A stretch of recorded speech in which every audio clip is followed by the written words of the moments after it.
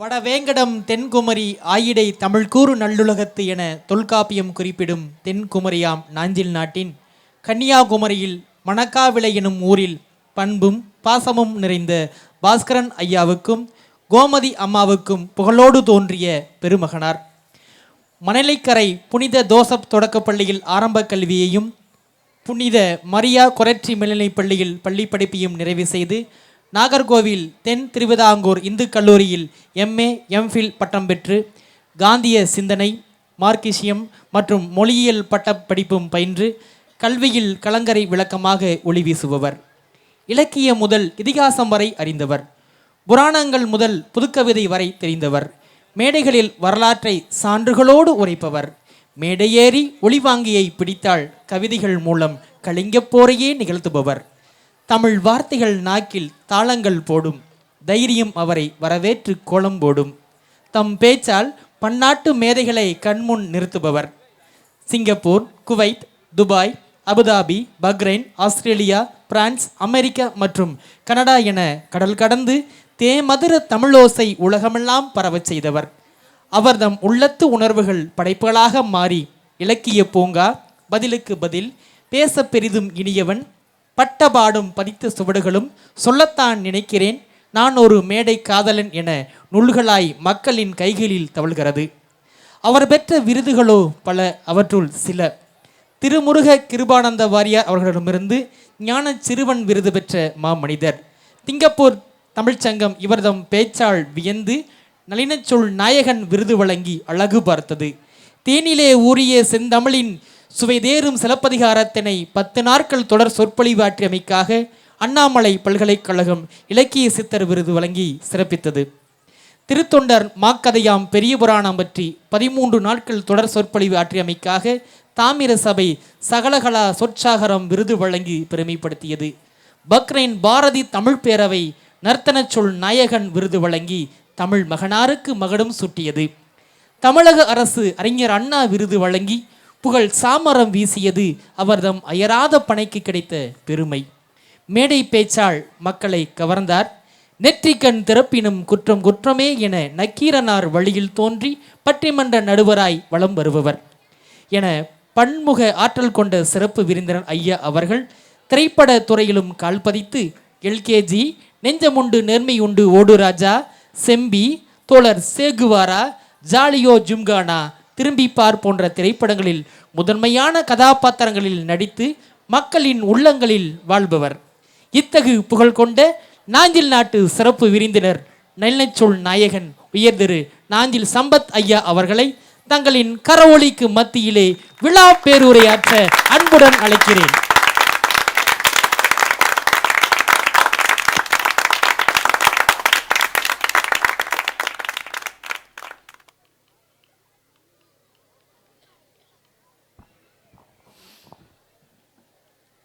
மச்சில் குடியிருக்கும் மணித்தென்றல் மனம் கசிந்து குச்சில் குடிபுகுந்து குலவுதல் போல் யாப்பென்னும் மச்சில் குடியிருக்கும் என் தமிழே, அன்றாடம் எச்சில் குடியிருக்கும் என் நாவல் எழுந்தருள உன்னை வணங்குகிறேன். உயிர் தமிழே, உனக்கே என் வணக்கம். சின்னத்தாராபுரம் என்னும் வானம் பார்த்த மண்ணில்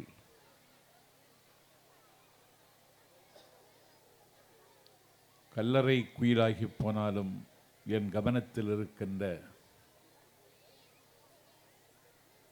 ஆரன் அவர்களால் நிறுவப்பட்ட ஆரன் மெட்ரிக் பள்ளியின் 23ஆம் ஆண்டு விழாவிற்கு தலைமை தாங்கி சிறப்பித்திருக்கிற எனக்குள்ளே எழிலாகவும் உங்களுக்குள்ளே அரசாகவும் இருந்து ஆட்சி செய்கிற என் ஆரியர் தோழன், 1994 பொழுதுகளில் ஒரு லட்சிய பயணத்தை மேற்கொண்ட காலகட்டத்தில்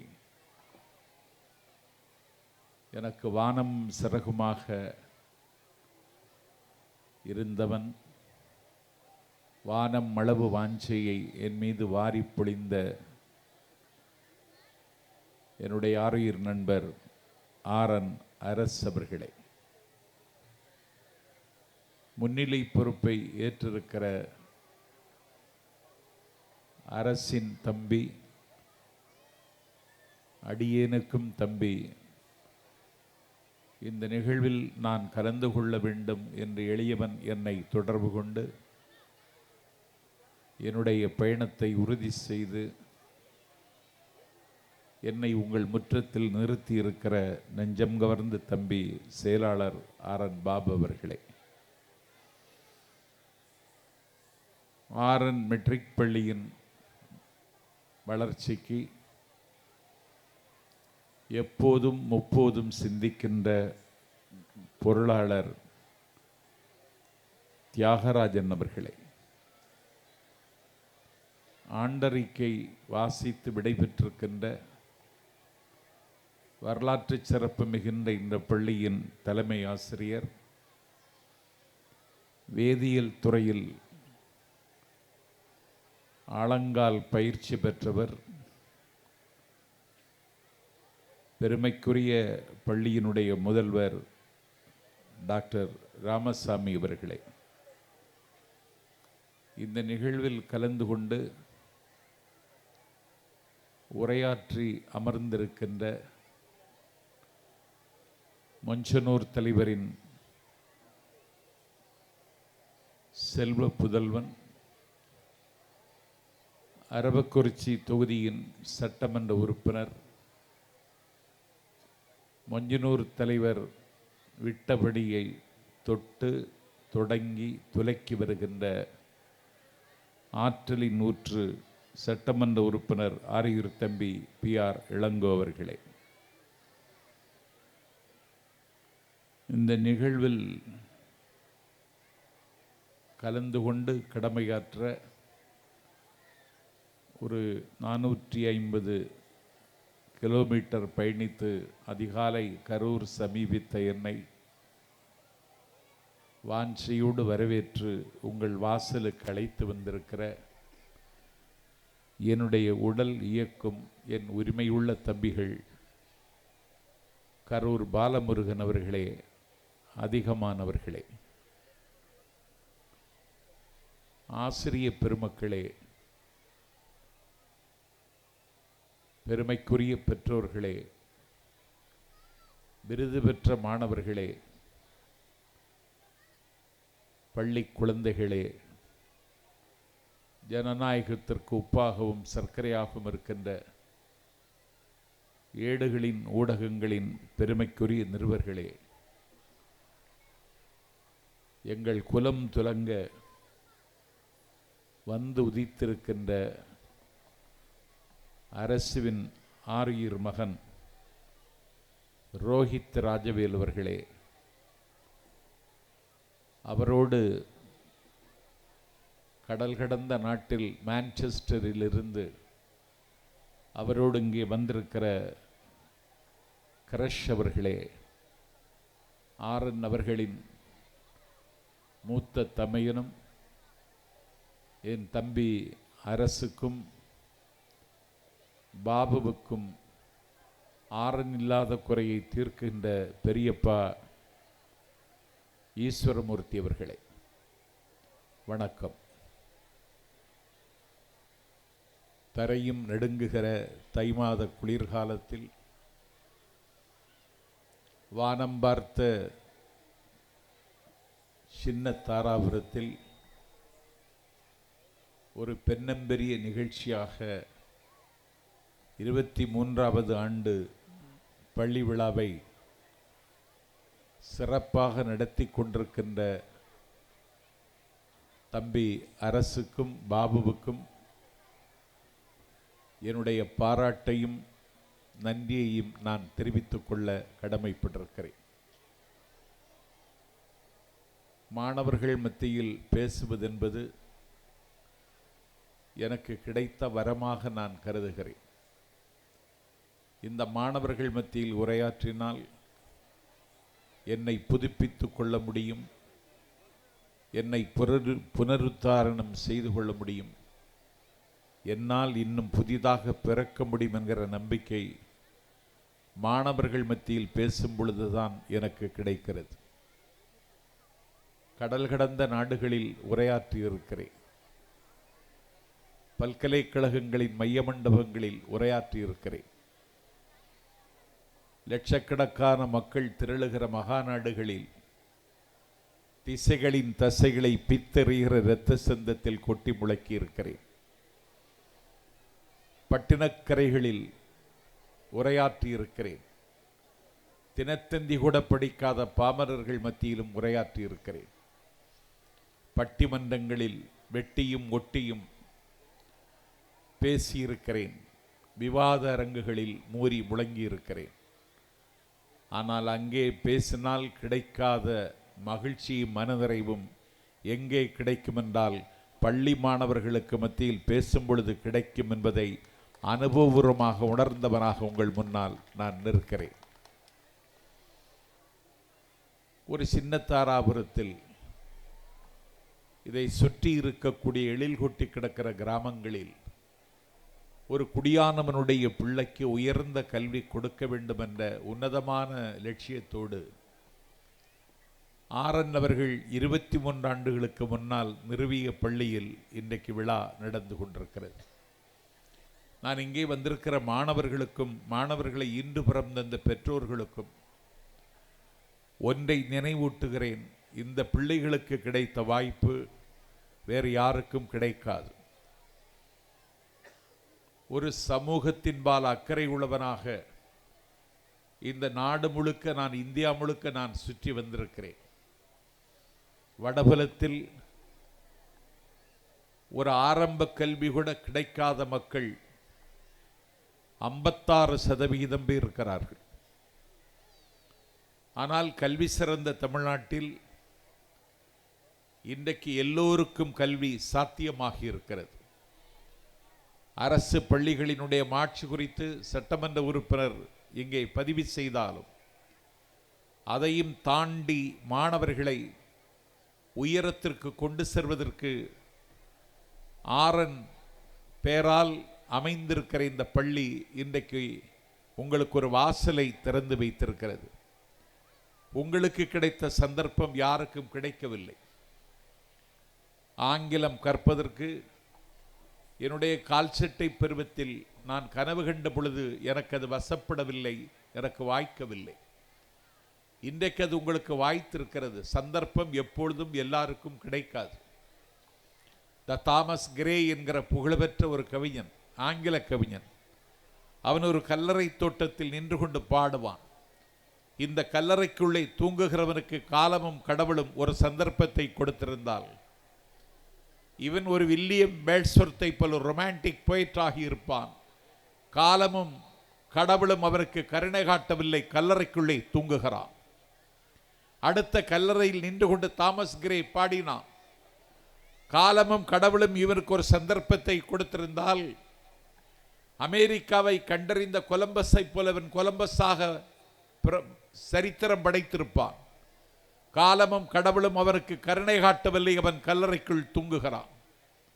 அடுத்த கல்லறையிலே வந்து நின்று கொண்டு பாடினான் தாமஸ் கிரே, இந்த கல்லறைக்குள்ளே தூங்குகிறவருக்கு காலமும் கடவுளும் ஒரு சந்தர்ப்பத்தை கொடுத்திருந்தால் ஆலிவர் கிராம்வெல்லை போல அதிசயங்களை அரசியலில் நிகழ்த்தி இருப்பான்.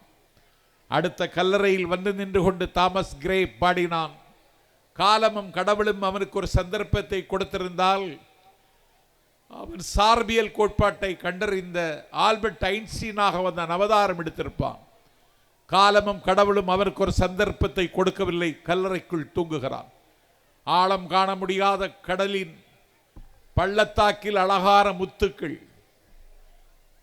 பாலை நிலத்தில் சுகந்த மணமலர்கள், அந்த முத்துக்களை எடுத்து கொண்டு வந்து அதை மாலையாக அணிந்து பார்க்க அங்கே ஒரு தங்கையும் நங்கையும் இல்லை. சுகந்த மணமலர்களை பாலைவனத்தில் பயணம் செய்து பறித்து அதை கூந்தலில் சூடுவதற்கோ கழுத்தில் ஆரமாக அணிவதற்கோ அங்கே யாரும் தயார் இல்லை. ஆழம் காண முடியாத கடலின் ஆழத்தில் முத்துக்கள் இருப்பதைப் போல பாலை நிலத்தில் சுகந்த மணமலர்கள் இருப்பதைப் போல சந்தர்ப்பங்கள் வாய்க்காத காரணத்தால் அந்த முத்துக்களுக்கும் மலர்களுக்கும் மதிப்பில்லை. உங்களுக்கு ஒரு சந்தர்ப்பம் கிடைத்திருக்கிறது. காலம் சென்ற ஆரன் அவர்கள் உங்களுக்கு உருவாக்கி தந்திருக்கிறார்கள். இதை பயன்படுத்திக் கொள்ளுங்கள். ஆப்பர்ச்சுனிட்டி எல்லோருக்கும் கிடைக்காது. அமெரிக்க திருவிடத்தினுடைய அதிபராக இருந்தார் பில் கிளின்டன். அந்த பில் கிளின்டனுடைய காதல் மனைவியினுடைய பேர் ஹிலாரி. அரையுலகம் என்று பேசப்படுகிற அமெரிக்கா, டொனால்டு கிரம்ப் இன்றைக்கு பொறுப்பேற்றதற்கு பிறகு உலகம் இன்றைக்கு அதிர்ந்து போயிருக்கிறது. நாளைக்கு அவர் என்ன முடிவெடுப்பார்? உக்ரைன் சோவியத் யுத்தத்திற்கு முற்றுப்புள்ளி வைப்பாரா? இன்றைக்கு பலஸ்தீனத்தை சூறையாடுகிற இஸ்ரேலை கட்டுப்படுத்துவதற்கு அவர் ஆணை பிறப்பிப்பாரா? உலக சுகாதார நிறுவனத்தில் இருந்து விலகுகிறேன் என்கிற அறிவித்திருப்பதன் மூலம் உலக சுகாதார நிறுவனத்தை, வேர்ல்டு ஹெல்த் ஆர்கனைசேஷனை இழுத்து மூடிவிடுவாரா என்ற ஒரு அச்சம் இன்றைக்கு உலக அரங்கில் எழுந்திருக்கிறது. ஆகவே சட்டாம்பிள்ளைத்தனமாக இருக்கிற அமெரிக்க ஏகாதிபத்தியத்தினுடைய அதிபர் பில் கிளின்டன், அவருடைய மனைவி ஹிலாரி இருவரும் ஒரு காரில் பயணிக்கிறார்கள். காரினுடைய முன்னிருக்கையில் ஹிலாரி இருக்கிறார், பின்னிருக்கையில் பில் கிளின்டன் இருக்கிறார். காருக்கு பெட்ரோல் எரிபொருள் தீர்ந்து விட்டது. ஒரு பெட்ரோல் பங்கில் வந்து கார் நிற்கிறது. முன்னிருக்கையில் உட்கார்ந்து இருக்கிற ஹிலாரியை பெட்ரோல் நிரப்புகிறவன் பார்க்கிறான். அவனுடைய வகுப்பில் படித்தவள் ஹிலாரி. அவன் அந்த கண்ணாடியை தட்டினான். ஹிலாரி கண்ணாடியை இறக்கி கொடுத்தாள்.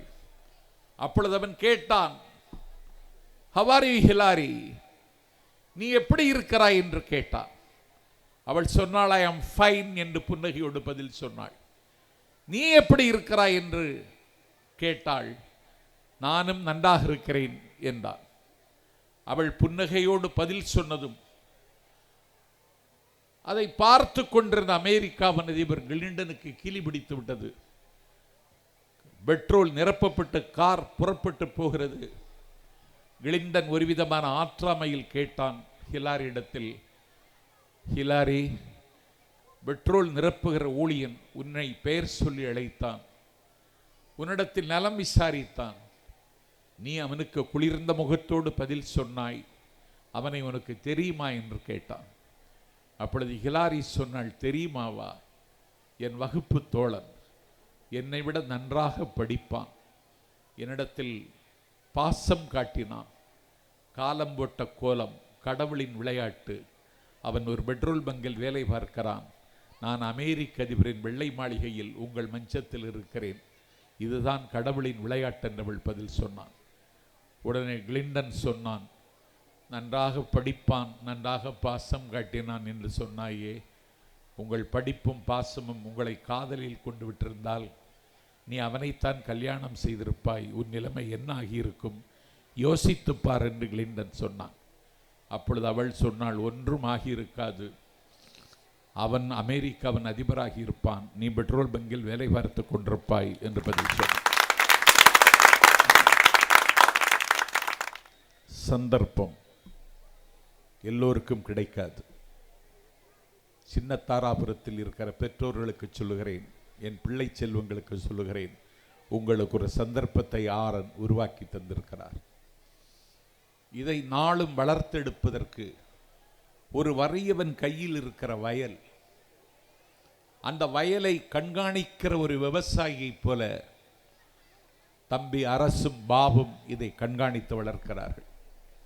அந்த பள்ளி, இந்த பள்ளி வெள்ளி விழா காணுகிற நேரத்தில் 23வது ஆண்டு விழாவில் உரையாற்றுகிற வாய்ப்பை எனக்கு அரசு தந்திருக்கிறார். கடந்த காலத்தில் நான் அவனோடு இரத்தமும் சதையுமாக கலந்து பழகிய நாட்களை நினைத்து பார்க்கிறேன். காலம் கைவிட்டு விட்டதோ, இனிமேல் என்னுடைய வழியில் அவன் வரமாட்டானா என்று ஒரு கவலை எனக்குள் இருந்தது.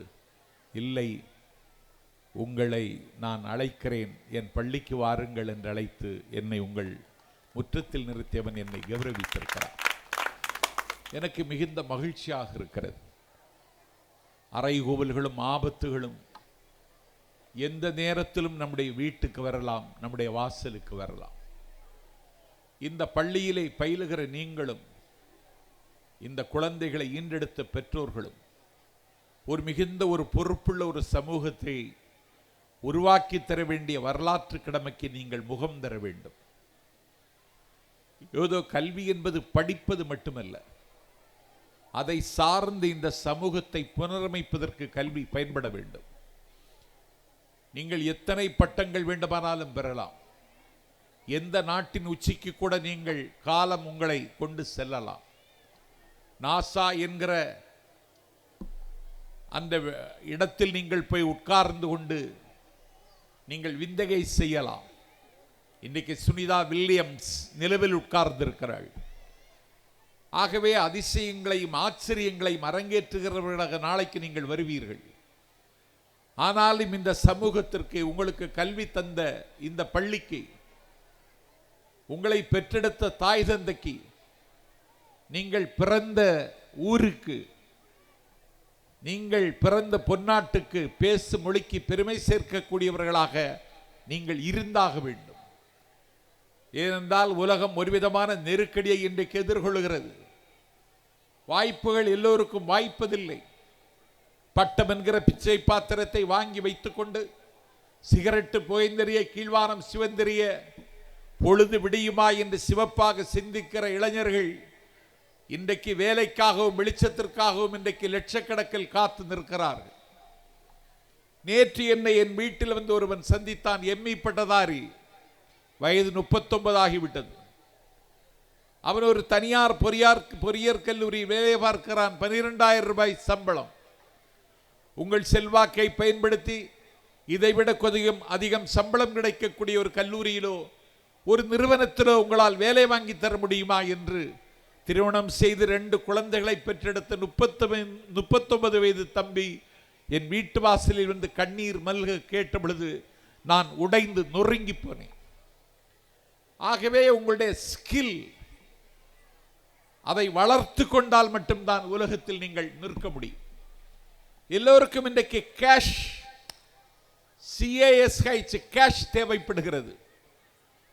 அதுவல்ல தேவை, உங்களுக்கு கேஷ் வேண்டும். K for knowledge, A for attitude,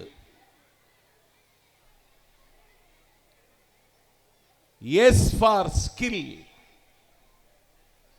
H for habit. இந்த 4 குணங்களை பள்ளியில் படிக்கிற பொழுதே உள்வாங்கிக் கொள்ள வேண்டும். உங்கள் அறிவை நீங்கள் விசாலமாக்கிக் கொள்ளுங்கள். வகுப்பறையில் உங்கள் ஆசிரியர் பெருமக்கள் கற்றுத்தருவதையும் தாண்டி வெளியில் படிப்பதற்கு நிறைய இருக்கிறது. இன்றைக்கு கையிலே உங்களுக்கு ஒரு ஆண்ட்ராய்டு போன் உங்கள் கையில் வந்துவிட்டது. The world is global village. நீங்கள் உலகத்தை அதில் பார்க்க முடியும். நீங்கள் எதை பார்க்கிறீர்கள் என்பதை வைத்துத்தான் உங்கள் உயரம் எவ்வளவு என்பதை எடைபோட முடியும். என்னை கேட்டால் இந்த ஆண்ட்ராய்டு போன் ஒரு வினை சுமை, இது ஒரு உலா பிணம். தகவல்களை தெரிந்து கொள்ளவும் அறிவை விசாலமாக்கிக் கொள்ளவும் இதை பெரும்பாலோர் பயன்படுத்துவதில்லை. இது இல்லாமல் இன்றைக்கு இந்த உலகம் இயங்காது, இயக்க முடியாது.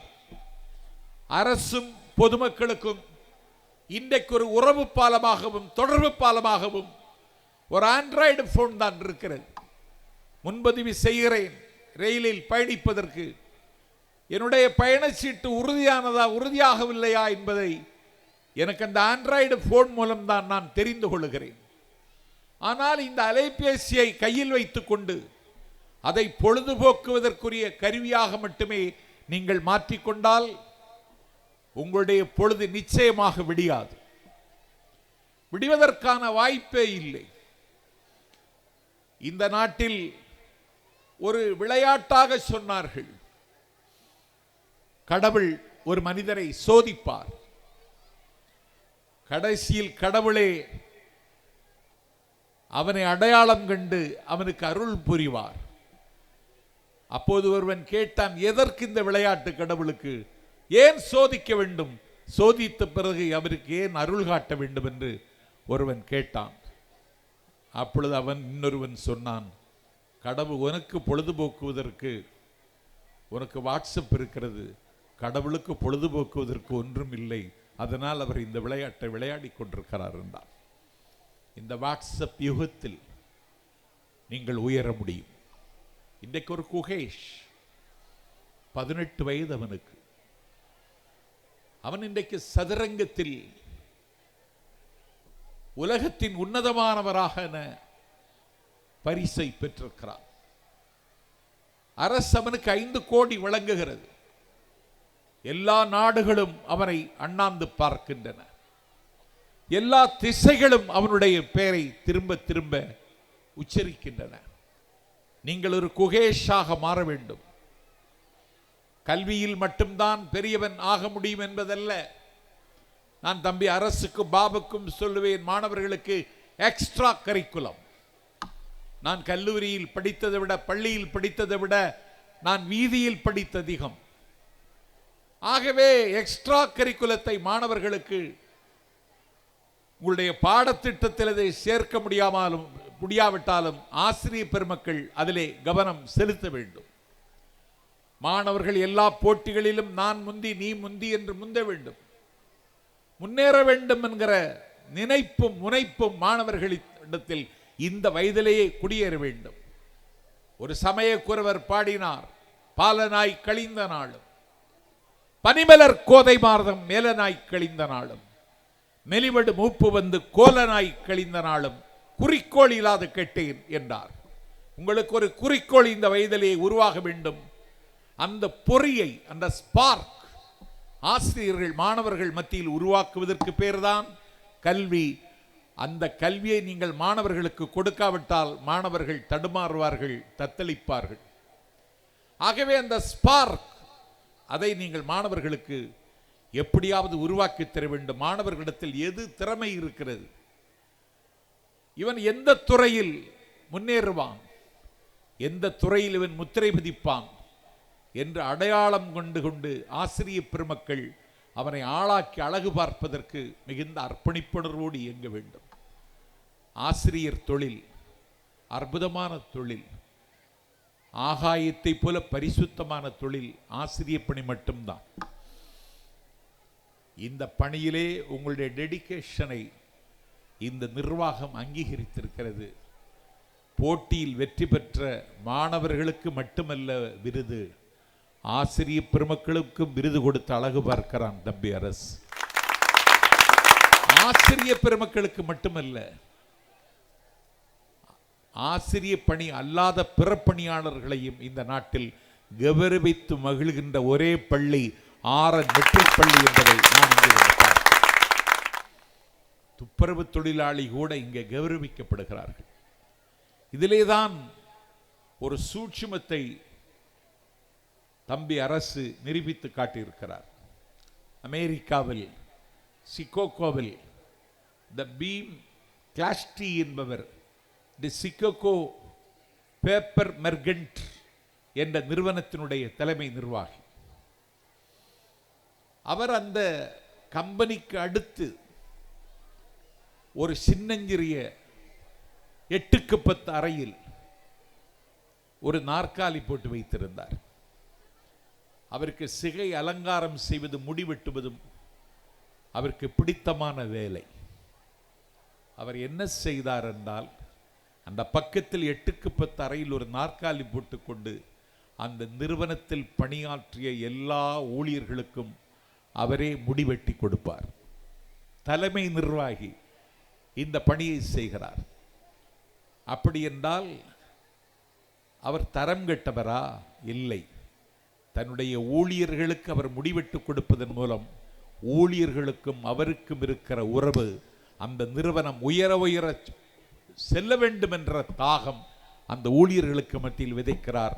அதைத்தான் அரசு இங்கே நடைமுறைப்படுத்தி காட்டியிருக்கிறார். ஆகவே நாம் எதை செய்கிறோம் என்பதை பொறுத்து தான். ஏனென்றால் இன்றைக்கு நான் படிக்கிற காலத்தில் மதுக்கடை இல்லை, நான் படிக்கிற காலத்தில் கிளப் இல்லை, நான் படிக்கிற காலத்தில் ஆண்ட்ராய்டு போன் இல்லை, நான் படிக்கிற காலத்தில் கேபரே டான்ஸ் இல்லை, நான் படிக்கிற காலத்தில் நான் திரையரங்கத்திற்கு போக வேண்டும் என்றால் 30 மைல் தாண்டி போக வேண்டும். இன்றைக்கு எல்லாவற்றையும் ஒரு கருவியிலே பார்த்து விடுகிறோம். ஆகவே தடுமாறுவதற்கும் வழிமாறுவதற்கும் 1000 வாய்ப்புகள் இந்த உலகத்தில் இருக்கிறது. ஆகவே இந்த வாய்ப்புகளை பயன்படுத்திக் கொள்வதுதான் வாழ்க்கை. துய்ப்பதும் நுகர்வதும், நுகர்வு கலாச்சாரத்தின் நுகத்தடியில் பூட்டப்பட்டிருக்கிறவர்கள் துய்ப்பதுதான் வாழ்க்கை என்று கருதுகிறார்கள். இல்லை, life is real, life is Ernest. வாழ்க்கை உண்மையானது, அதிலே நீங்கள் தேட வேண்டும். அப்படி என்றால் உங்கள் கான்சென்ட்ரேஷன் கல்வியிலே மட்டும்தான் இந்த வயதில் இருக்க வேண்டும். மகாபாரதம் என்று நமக்கு ஒரு இதிகாசம் இருக்கிறது. அந்த இதிகாசத்தில் துரோணர் பாண்டவர்களுக்கும் பயிற்சி கொடுத்தார், கௌரவர்களுக்கும் பயிற்சி கொடுத்தார். பாண்டவர்களும் பயிற்சி பெற்றார்கள், கௌரவர்களும் பயிற்சி பெற்றார்கள். பயிற்சி முடிந்ததற்கு பிறகு ஓரல் டெஸ்ட் துரோணாச்சாரியார் வைத்தார். முதலிலே பாண்டவர்கள் கௌரவர்கள் சார்பில் துரியோதனனை அழைத்தார். எல்லாம் படித்தாயா, பயிற்சி பெற்றாயா, நான் கேள்வி கேட்கலாமா, நீ பதில் சொல்வாயா என்று கேட்டார். படித்தேன், பயிற்சி பெற்றேன், கேள்வி கேளுங்கள், பதில் சொல்லுகிறேன் என்று சொன்னான் துரியோதனன். அதோ ஒரு மலை, மலையின் உச்சியில் ஒரு மரம், மரத்தின் உச்சியில் ஒரு கிளி, பச்சை கிளி. அந்த கிளியினுடைய கழுத்தில் நீ எய்யக்கூடிய அம்பினுடைய நுனி போய் பட வேண்டும், கிளி செத்து கீழே விழ வேண்டும். இதுதான் பயிற்சி. எடுவில்லை, தொடு கணையை என்று சொல்வதற்கு முன்னால் கேள்வி கேட்டார். மலை தெரிகிறதா? தெரிகிறது குருநாதா. மலையின் உச்சியில் இருக்கிற மரம் தெரிகிறதா? தெரிகிறது குருநாதா. அந்த மரத்தை மண்டி கிடக்கக்கூடிய நீலவானம் உன் கண்ணுக்கு தெரிகிறதா? தெரிகிறது குருநாதா. நீலவானத்தை தொட்டு ஆரவாரம் செய்யக்கூடிய அலைகடல் கண்ணுக்கு தெரிகிறதா? தெரிகிறது குருநாதா. அந்த மரத்தின் உச்சியில் இருக்கக்கூடிய அந்த பச்சை கிளியின் வண்ணம், பச்சை வண்ணம் தெரிகிறதா? தெரிகிறது. அந்த கிளியின் சிவந்த மூக்கு உன் கண்ணுக்கு தெரிகிறதா? தெரிகிறது. அதனுடைய மெலிந்த சிவந்த கால்கள் தெரிகிறதா? தெரிகிறது. அந்த கிளியின் சின்னஞ்சிறிய கருவிழிகள் உன் கண்ணுக்கு தெரிகிறதா? தெரிகிறது குருநாதா. எல்லாம் தெரிகிறது என்றாய். அந்த பறவையின் கழுத்து தெரிகிறதா? தெரிகிறது என்றான். எல்லாம் தெரிகிறது என்றாய். Unfit, you are unfit, please get out என்று சொல்லிவிட்டு அர்ஜுனனை கூப்பிட்டார். அர்ஜுனா, பச்சை மலை கண்ணுக்கு தெரிகிறதா? தெரியவில்லை குருநாதா. அந்த பச்சை மரத்தின் உச்சியில் இருக்கின்ற வானம் தெரிகிறதா? தெரியவில்லை. மரம் கண்ணுக்கு தெரிகிறதாடா அர்ஜுனா? தெரியவில்லை குருநாதா. வானம் தெரிகிறதா? தெரியவில்லை குருநாதா. வானத்தை ஒட்டி ஆரவாரிக்கின்ற அலைகடல் கண்ணுக்கு தெரிகிறதா அர்ஜுனா? தெரியவில்லை. அந்த பச்சை கிளியின் பச்சை வண்ணம் உன் கண்ணை பறிக்கிறதா? தெரியவில்லை குருநாதா. அதனுடைய மெலிந்த சிவந்த கால்கள் தெரியவில்லை குருநாதா. அதனுடைய கண்ணங்கரிய சிறிய விழிகள் தெரியவில்லை குருநாதா. அதனுடைய சிவந்த அலகுகள் தெரியவில்லை குருநாதா. டே அர்ஜுனா, உனக்கு என்னதான் தெரிகிறது என்று துரோணர் கேட்டார். அர்ஜுனன் சொன்னான், பறவையின் கழுத்து மட்டும்தான் கண்ணுக்கு தெரிகிறது, எடு இல்லை என்றான். தொடு கணையை என்றான், தொடுத்தான்.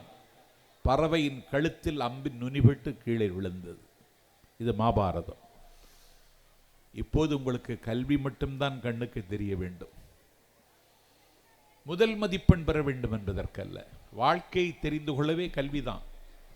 எதிரதா காக்கும் அறிவினார்க்கு இல்லை, அதர வருவது ஒரு நோய். என்னை வழிமறித்திருக்கிற ஆபத்துகளை,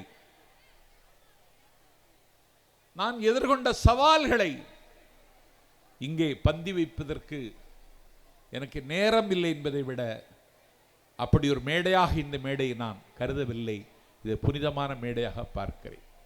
எதிரதா காக்கும் அறிவினார்க்கு இல்லை, அதிர வருவது ஒரு நோய். ஒருவன் மருத்துவரிடத்தில் சென்றான். எனக்கு ஏதோ உடல் உபாதை இருக்கிறது, எனக்கு உறக்கம் வரவில்லை, பால் குடித்தால் கசக்கிறது, பழம் சாப்பிட்டால் புளிக்கிறது, பஞ்சனையில் படுத்தால் உடல் வலிக்கிறது, நான் எதையோ இழந்தவனாக இருக்கிறேன், எனக்கு மருந்து தாருங்கள் என்று ஒரு டாக்டரிடத்தில் கேட்டான். எண்ணம்தான் வாழ்க்கை. டாக்டர் அவனுக்கு எல்லா பரிசோதனையும் செய்து பார்த்துவிட்டு அவனுடைய உடலில் ஒன்றும் இல்லை என்பதை உறுதி செய்து கொண்டார். மீண்டும் அந்த நோயாளி சொன்னான், எனக்கு ஏதாவது மருந்து தாருங்கள், என்னுடைய உபாதைக்கு ஒரு முடிவு கட்டுங்கள், மரணம் என்னை அழைப்பது மாதிரி நான் உணர்கிறேன், சாவி என்னை நெருங்குகிறது, நான் இந்த உலகத்திலிருந்து விடை பெற்று விடுவேன், எனக்கு மருந்து தாருங்கள். டாக்டர் உடலை பரிசோதித்து விட்டு எந்த மருந்தும் இவனுக்கு கொடுக்க வேண்டிய தேவையில்லை, இவனுக்கு எதுவும் இல்லை என்று சொன்னதற்கு பிறகு மருந்து தாருங்கள் என்று கேட்டான்.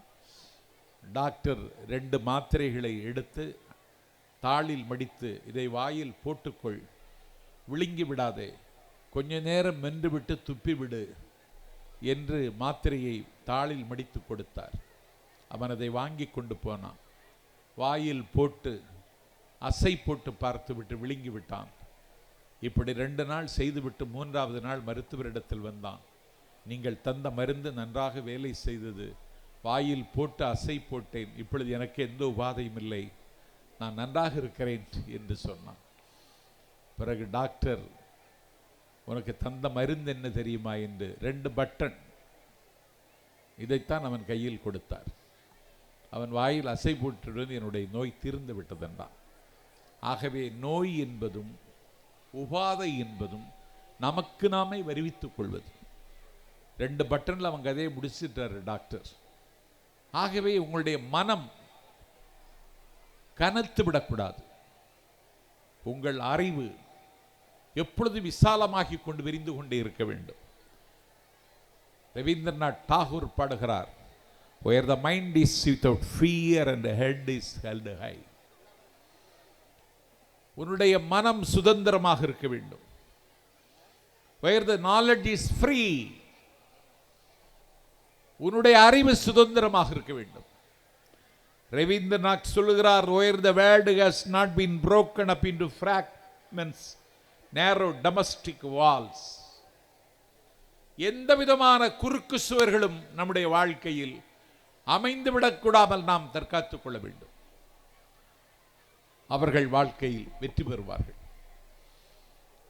அப்படித்தான் பல பேருடைய வாழ்க்கையில் சாதித்திருக்கிறார்கள். ஒரு படகோட்டியின் மகனாக பிறந்தவன், பத்திரிகை போட்டு கால்வயிற்றை நிரப்பியவன், அலைகடல் ஓரம் வீடு வீடாக சென்று தந்தி பேப்பரை போட்டவன், காலம் தோல் உரிக்கிறது, எல்லா பத்திரிகையும் அவன் பெயரை திரும்ப திரும்ப உச்சரிக்கிறது. அவருடைய பெயர் அப்துல் கலாம். அவன் மாணவர்களின் கனவநாயகனாக இருந்தார். ஒரு பருவ சுகங்களுக்கு அவர் பலியாகவில்லை, ஒரு சூரிய பிறந்தாக சுற்றி வந்தார். அவர் ஏரோநாட்டிக் என்ஜினியரிங்கில் சிகரம் தொட்டார். ராஜஸ்தான் மாநிலத்தில் பொக்ரான் பாலைவனத்தில் அணுக்குண்ட சோதனையை வெற்றிகரமாக நிறுவி இந்தியா வல்லரசு என்பதை வாஜ்பாய் சொல்லவில்லை, வணக்கத்துக்குரிய தமிழன் அப்துல் கலாம் சொன்னார். அவர்தான் அதை நிரூபித்தார். அவர் சத்தான உணவுகள் சாப்பிட்டதில்லை. எந்த ஆசாபாசங்களிலும் அவர் ஈடுபட்டதில்லை. எந்த விதமான இச்சைக்கும் அவர் தன்னை இலக்காக்கியதில்லை. இயங்கிக் கொண்டே இருந்தார். அவ்வளவு பெரிய அதிசயத்தை அவர் இந்த மண்ணில் நிகழ்த்தினார். என் பெருமைக்குரியவர்களே, அவரிடத்தில் கேட்டார்கள். என்ன கேட்டார்கள் தெரியுமா? நீங்கள் ஏரோநாட்டிக் இன்ஜினியரிங் படித்திருக்கிறீர்கள், இதை பெருமையாக கருதுகிறீர்களா? ராஜஸ்தான் மாநிலத்தில் பொக்ரான் பாலைவனத்தில் அணுக்குண்ட சோதனையை நிறுத்தி இந்தியா வல்லரசு என்று உச்சரிக்க வைத்தீர்களே, இதை பெருமையாக கருதுகிறீர்களா? இல்லை, இந்திய அரசினுடைய அறிவியல் ஆலோசகர் என்கிற சிகரத்தை தொட்டீர்கள், இதை பெருமையாக கருதுகிறீர்களா? இந்திய விண்வெளி ஆய்வு மையத்தின் இஸ்ரோவினுடைய இயக்குனர் என்கிற உயர்ந்த பதவியில் உட்கார்ந்திருந்தீர்கள், இதை பெருமையாக கருதுகிறீர்களா? ஓய்வு பெற்றதற்கு பிறகும் பேராசிரியராக இயங்கினீர்கள், இதை பெருமையாக கருதுகிறீர்களா? இந்தியாவினுடைய ஜனாதிபதி என்கிற தங்க மகுடம் உங்களுக்கு கிடைத்தது, அதை பெருமையாக கருதுகிறீர்களா? நீங்கள் எதை பெருமையாக கருதுகிறீர்கள் என்று கலாமிடத்தில் கேட்ட பொழுது கலாம் சொன்னார், நீங்கள் சொன்ன எதையும் நான் பெருமையாக கருதவில்லை. நான் பெங்களூரில் பணியாற்றி கொண்டிருந்த பொழுது இந்த நாட்டில் இளம்பிள்ளைவாதத்தால் பாதிக்கப்பட்ட பிள்ளைகள், அவர்களுக்கு பொருத்தக்கூடிய செயற்கை கால் 8 கிலோ எடை கொண்டது. அதை தூக்கி கொண்டு, அந்த செயற்கை காலை தூக்கி கொண்டு குழந்தைகள் நடக்க முடியாமல் தத்தளிப்பதையும் தவிப்பதையும் தடுமாறியதையும் கண்கூடாக கண்டேன். இந்த காலுக்கு பதிலாக எடை குறைந்த காலை உருவாக்க முடியுமா என்று நான் ஆராய்ச்சி செய்தேன். கண்டம் விட்டு கண்டம் தாவுகின்ற ராக்கெட்டை உருவாக்க லேசான லோகங்களை பயன்படுத்துகிறார்கள். அந்த லோகங்களை பயன்படுத்தி செயற்கை கால் ஒன்றை உருவாக்கினேன். 8 கிலோ எடையுள்ள காலை சுமந்து கொண்ட இந்தியாவில் இளம்பிள்ளை வாதத்தால் பாதிக்கப்பட்ட பிள்ளைகளுக்கு வெறும் 350 கிராம் எடையுள்ள செயற்கை காலை உருவாக்கினேனே, அப்போதுதான் நான் மகிழ்ச்சி அடைந்தேன். இதற்கு பேர்தான் மகிழ்ச்சி. இது உங்கள் மனதில் பதிய வைத்துக் கொள்ளுங்கள். என்றைக்காவது ஒரு நாள் இந்த சபிக்கப்பட்ட சமூகத்தின் கண்ணீரை துடைக்க, இந்த சபிக்கப்பட்ட சமூகத்தின் துயரங்களுக்கு ஆறுதல் சொல்ல, இந்த சபிக்கப்பட்ட சமூகத்தின் துன்பங்களுக்கு விடுதலை வாங்கித்தர, இந்த சபிக்கப்பட்ட சமூகத்தின் கனவுகளுக்கு சிறகுகள் தயாரிக்க நீங்கள் கற்ற கல்வியும் பெற்ற படிப்பறையும் உங்களை அந்த இடத்திற்கு கொண்டு வந்து சேர்க்கும் என்றால், வாழுகிறவர்களின் வரிசையில் வரலாறு படைக்கிறவர்களாக நீங்கள் மாறுவீர்கள் என்பதை மாணவர்களுக்கு நான் நினைவூட்ட கடமைப்பட்டிருக்கிறேன். இந்த உலகத்தில் அனுபவிக்க நிறைய இருக்கிறது.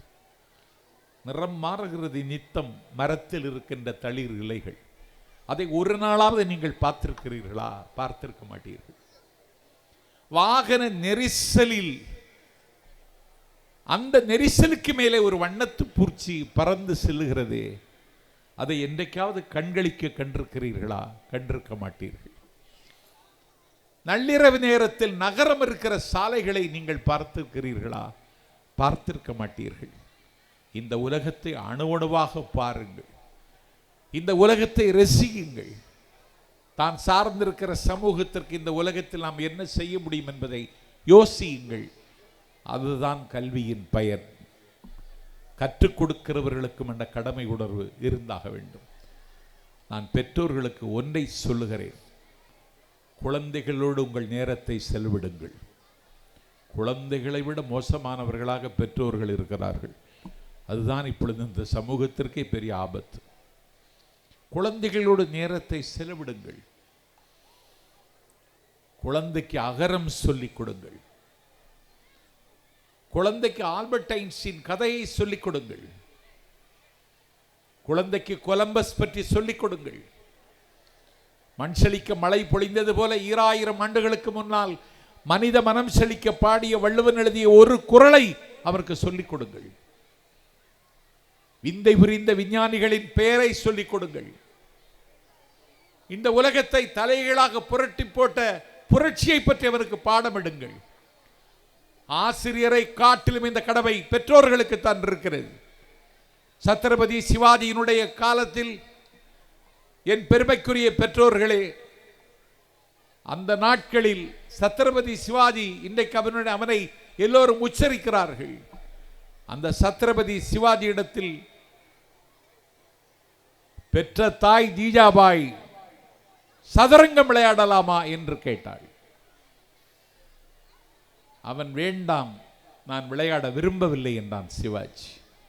டேய், நீ சத்திரிய குலத்தில் பிறந்தவன், ஏன் சதுரங்க விளையாட மறுக்கிறாய்? வா விளையாடுவோம் என்று தாயும் மகனும் விளையாடினார்கள். தாய் அப்பொழுது ஒரு நிபந்தனை போட்டாள் மகனிடத்தில், நான் தோற்று போனால் நீ சொல்வதை நான் கேட்பேன், நீ தோற்று போனால் நான் சொல்வதை நீ கேட்க வேண்டும் என்றான். தாயும் மகனும் விளையாடினார்கள். மகன் தோற்று போனான். அம்மா என்ன கேட்பாங்களோ அப்படின்னு சொல்லி மகன் சிவாஜி தடுமாறுகிறான். அம்மா என்ன கேட்டுருவா, என்ன கேட்பாளோ? ஜோசல் காசில் போய் நெக்லஸ் வாங்கலான்னு கேட்டுருவாளோ? அம்மா என்ன கேட்பாங்களோ? சென்னை சில்க்ஸில் போய் சாரி எடுக்கணும்னு சொல்லிடுவாங்களோ? அம்மா என்ன கேட்பாங்களோ? குற்றாலத்துக்கு என்ன கூட்டிட்டு போடான்னு சொல்லிடுவாங்களோன்னு அவன் தடுமாறுறான் சிவாஜி.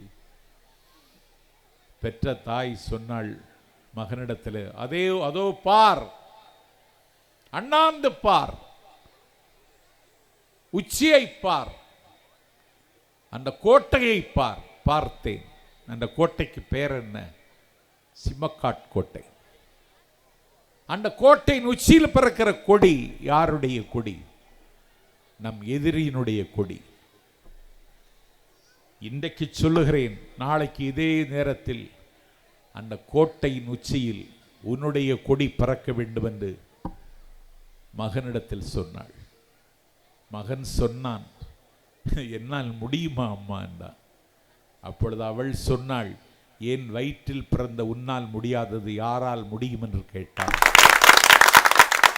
அடுத்த நாள் அதே நேரத்தில் சிம்மக்காட்டு கோட்டையில் சிவாஜியின் கொடி பறந்தது என்பது வரலாறு. இதுதான் பெற்றோருக்குள்ள கடமை. மாணவர்கள் ரீடிங், படித்துக்கொண்டே இருங்கள், விடிய விடிய படியுங்கள், விளையாடுங்கள், வினைத்திற்பத்தோடு செயல்படுங்கள். நசையுறு மனமும் விசையுறு பந்தினை போல் உடலும் இருக்க வேண்டும் என்று கருதுங்கள். நான் இங்கே பள்ளி வளாகத்திற்கு என் தம்பிகள் இருவரும் என்னை அழைத்து கொண்டு வருகிற பொழுது பார்க்கிறேன், இங்கே விளையாட்டுக்கு மிகப்பெரிய முக்கியத்துவம் தருகிறீர்கள், வினைத்திற்பத்தோடு பள்ளியை இயக்குகிறீர்கள். இந்த பள்ளி நாளைக்கு 1000 பிறை காண வேண்டும் என்று நான் வாழ்த்துகிறேன். வாழ்க்கை என்பது 1.5 அடி பிறந்த 6 அடிக்கு வளர்ந்த மண்ணுக்கு உரமாவதல்ல, நிலத்தில் விளைந்தவர்களை திண்டு திரித்து கதை முடிப்பதல்ல, உண்ட உணவின் கொழுப்புக்களை பிறரோடு கூடி தனித்து கொள்ள வேண்டும் என்கிற தன்னிச்சையின் பார்ப்பட்டதல்ல. வாழ்க்கை என்பது வாழ்வாங்கு வாழ்வதுதான். வெற்றிகளையும் விருதுகளையும் நீங்கள் தொடர்ந்து பெற வேண்டும்.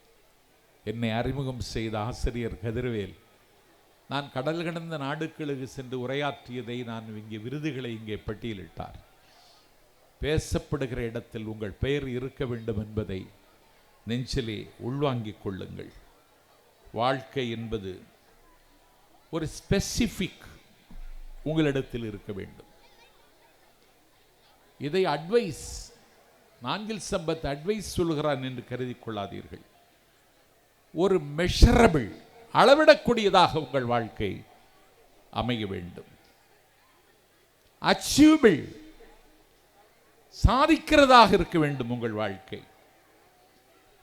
ரியலிஸ்டிக், உங்கள் வாழ்க்கை உண்மை உள்ளதாக இருக்க வேண்டும். காலவரையறைக்கு டைம் பவுண்டுக்குள்ளதாக உங்கள் வாழ்க்கை இருக்க வேண்டும். வாழ்க்கை என்பது வானத்திற்கும் நமக்கும் நடக்கிற போட்டி. வானம் புன்னகையை எடுத்து வைத்தது, நான் புன்னகையை எடுத்து வைத்தேன். வானம் வைகரையை எடுத்து வைத்தது, நான் கண்ணீரை எடுத்து வைத்தேன்.